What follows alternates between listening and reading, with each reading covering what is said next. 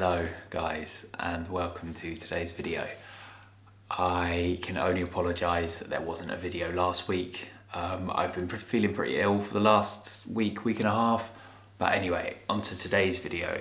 So today's video is going to be a sort of start to finish process of how I take my Instagram pictures. I don't know how many of you follow me on Instagram. I'm assuming it's most of you, so you know that I'm heavily Instagram based, and that's actually what I do for a living. So I'm going to show you what camera I use, I'm going to show you my lighting setup, I'm going to show you what apps I use to edit and to actually take the pictures. So I think it'll be quite interesting for you guys if you want to do a similar thing as well. I will start off by showing you my camera. So I've had this camera for quite a few years now. I'd say about five, maybe nearly 6 years. It's an Olympus OMD Mark III, I believe. I'll double check the name. The actual name of it is the OMD EM10 Mark III. The lens on it is a 14 to 42 millimeter. This one's called the pancake lens, as it's really flat. The one that it originally came with was the same millimeter focal length, but it was a big chunkier lens, but I dropped my camera and smashed it, so I treated myself to this pancake lens, which is really handy because it fits in pockets now, so I can take it away everywhere with me. So this is what I've been using for years for photos. It's a very good camera. I do love it.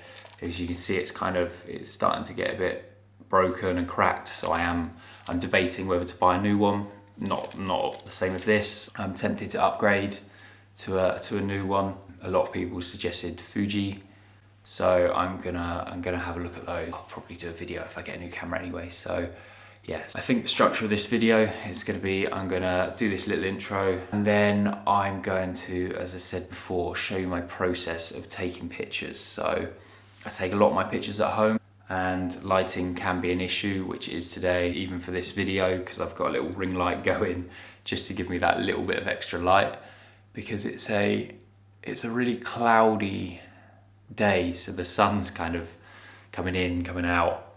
It can't decide whether it wants to stay or not. So these sort of days are tricky to take pictures and videos. So, but anyway, we'll make the most of it. Oh wow. Oh, this is dark in this corner, but we'll sort that out in a second. So I've got an outfit on that I'm gonna take a picture with, and I'm gonna show you my setup of how I take all my pictures on Instagram and stuff like that. So first of all, we've got my tripod, my camera on, which I will connect my phone to now. As you can kind of see from here, there's a main light source, which is this window over here, but then the other side is very dark and a bit grey. So what I purchased recently is two of these studio lights. I'm going to see what one looks like and if it adds enough brightness, but yeah, they're actually very handy just because there's only one sort of source of light at the moment, which doesn't really help add shadows to one side of my face and all that sort of stuff. So on, off, on. You can kind of tell that it adds a bit of brightness and a bit of light from this side instead of it all coming from this window. So when I turn my camera on, I use the preset setting called People, and there's a portrait mode, so I just use that, which is the easiest thing for me. And then if you click on the little Wi-Fi button, you can connect it to your phone. So once that's connected, you can go on this app from Olympus, which enables you to remote control, import photos, and a couple of other bits that I don't really use. And what we're going to use is the remote control feature. So if I just put my camera sort of in position, as you can see here, it's got the image of the wall. And if I put my hand in front and take a picture, it will take the shot. So this is how I take my pictures without having to put a timer on or anything like that. So I'm just going to take some pictures now, and I'll be back with you guys when I think I've got the shots.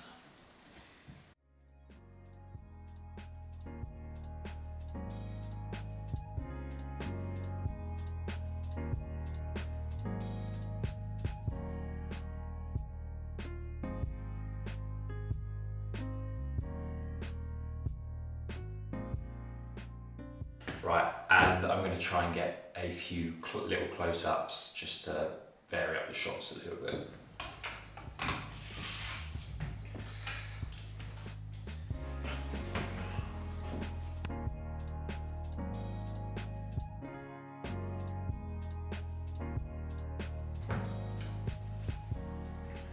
Right, so I think I have got the shots. So once I've done that, I just hit import photos, select all from the day and import them. That's the photos taken. I'll be back in a second for the editing. Right, so I now have all of the photos from the camera onto my phone. Hopefully I'm going to screen record my phone and show you alongside what I'm talking about. So it should be a split screen. And I'm going to talk through what I'm doing as I'm recording it. So let's set up the recording. So, as I said, all of the photos are now downloaded onto my phone. And what I tend to do is, oh God, some of these are awful.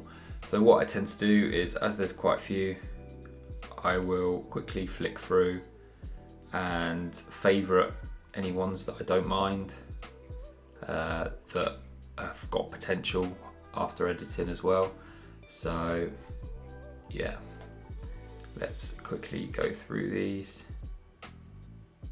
That one's okay. That one's alright. That one's okay. I did this pose quite a lot today because I have a headache, so it was a natural pose for me. That one's alright. I think I prefer that one actually. That one's okay. And that's all of them. And then what I will do is just select all of the other ones and delete them. Which leaves me with 9 that I'm fairly happy with, so I'll quickly go over them again and delete ones that don't pass the second choice. That one will not cut. And okay, let's see, so we've got seven pictures, and now let's go and edit them. So for editing, I use Adobe Photoshop Lightroom on mobile. And as you see here, yeah, these are all my previous photos that I've tried to edit and stuff like that. So I will add the photos that I'm editing. And what I would tend to do with a lot of these is, as you can see, I shoot in the same sort of place. You can copy and paste settings. So I'd copy that, paste it on top of there, and actually I'm pretty happy with that. But I will show you guys how I would actually edit apart from that. So let's start with this one. So what I always do is I sharpen it generally to 50. If it needs it, I'll go to 75, but most of them only need 50. And I will also add a grain effect to about between 10 and 20. I tend to stay to 10 just because I don't want to ruin the quality too much, but I like that little, the little graininess to it. I don't know what it is about it, but I do quite like it. So let's then go to the light settings. So I think this needs to be a little bit brighter. So let's bring the exposure up to 40 for now. and the contrast. So I tend to do big swings like this just to sort of see what areas it affects. I'll bring the contrast up about 15. Highlights, it does actually need them, so let's go to 20 for that one. And shadows, I'll bring down to about 5. Over here, whites. Again, I want to keep it fairly bright, so we'll go 30 for the whites. And I think I'll leave the blacks at 0. That looks pretty good. The only other thing that I tend to try is the color. So temperature, I think it's fine where it is. I might just add a little bit of vibrance and saturation just to give myself a little bit more of a tan, you know. It's been a bit of a poor tanning summer for me. But yeah, so there's the before and there's the after. So it's basically just brightening it up most of the time. And actually I prefer that edit to the one I copied across. So let's copy that and paste it across all of my pictures. And because they're all in a similar sort of light, they should all just work. Let's see. I've pasted it all across. Let's check it out now. Oh, you can see I've got a lovely cut on my arm from football, which is lovely. But anyway, we've got that one. It looks good. That one, I look a little bit orange, so let's take away that saturation on that one. I think that's better. I might center myself in it. Yeah, that looks better. And was I centered in that one? Yes, but I might take away a bit of my legs. So my head is further down in the photo. We've got this one, which I don't actually like anymore. So I'm going to delete that. This one.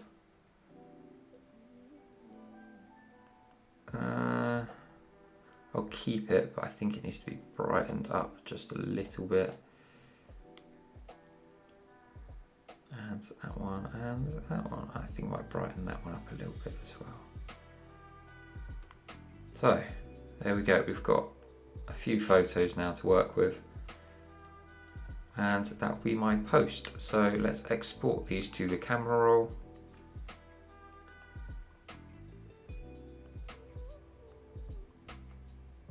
And there we go. Now we've got our new photos in here. We'll delete the old ones just to be nice and tidy. And there we go. We have our photos ready to go for any future post. I don't know when. Oh, is that not straight actually? That looks all right. Might need to be adjusted just slightly. Let's go across and do that to all of those. Oh no, wrong way.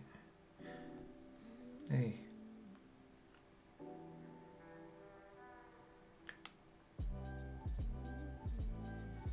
And then just do it for this last one. Okay, perfect. So yeah, that's all it is really. Obviously I do take a lot of my photos at home where you can control the light, the situation, so it's a lot easier that you don't have to worry about other people standing in your shot or watching you or anything like that. But there is limitations when someone's not holding the camera, moving about to get different angles. It's a very situated thing. So obviously the camera's set, you have to move about within the camera's constraints. So there's positives and negatives to shooting like this. Oh, my camera just died. But anyway, I hope you enjoyed that one, guys, and yeah, it was actually helpful for some of you. I know I get asked all the time how I actually take my pictures, what my lighting setup is, stuff like that. So yeah, hopefully that was helpful and you enjoyed it. I am actually off to Ibiza next weekend, so I might do a what I'm taking, suitcase, packing, outfits sort of video to post before I go. Now I've said it, I've got to do it. So anyway, peace. I'll catch you guys later.